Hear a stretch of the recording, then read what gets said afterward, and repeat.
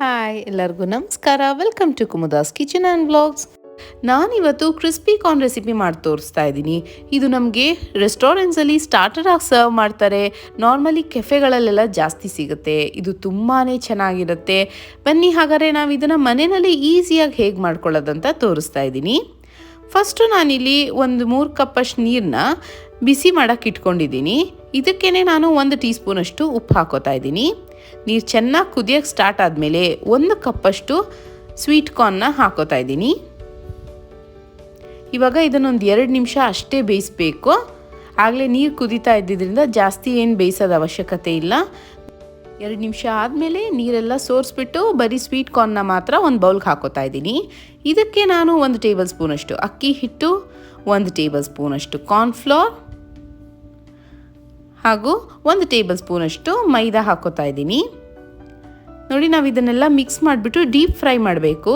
1/4 ಸ್ಪೂನಷ್ಟು pepper powder ಹಾಕ್ಕೊಳ್ಳೋಣ ಹಾಗೂ ಒಂದು ಸ್ವಲ್ಪ ಉಪ್ಪು. ಆಗಲೇ ಕಾರ್ನ್ಗೆಲ್ಲ ಬೇಯಿಸ್ಬೇಕಾದ್ರೇ ಉಪ್ಪು ಹಾಕಿದ್ವಿ. ಸೊ ಇವಾಗ ಹಿಟ್ಟಿಗೆ ಎಷ್ಟು ಬೇಕೋ ಅಷ್ಟು ಮಾತ್ರ ಉಪ್ಪು ಹಾಕ್ಕೊಳ್ಳಿ. ಈಗ ಇದನ್ನು ಚೆನ್ನಾಗಿ ಕಲಿಸ್ಕೊಳ್ಳೋಣ.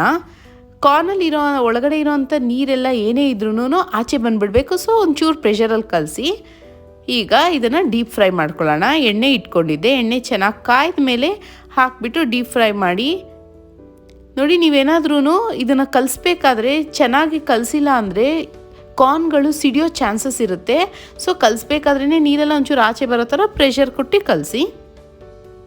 ಇದನ್ನೊಂದು 2 ನಿಮಿಷ ಕಲರ್ ಚೇಂಜ್ ಆಗಬೇಕು, ಅಲ್ಲಿವರೆಗೂ ಫ್ರೈ ಮಾಡ್ಕೊಳ್ಳೋಣ. ಇವಾಗ ಇದಾಯಿತು. ಇದನ್ನು ನಾನು ಒಂದು ಬೌಲ್ಗೆ ಹಾಕೊತಾ ಇದ್ದೀನಿ.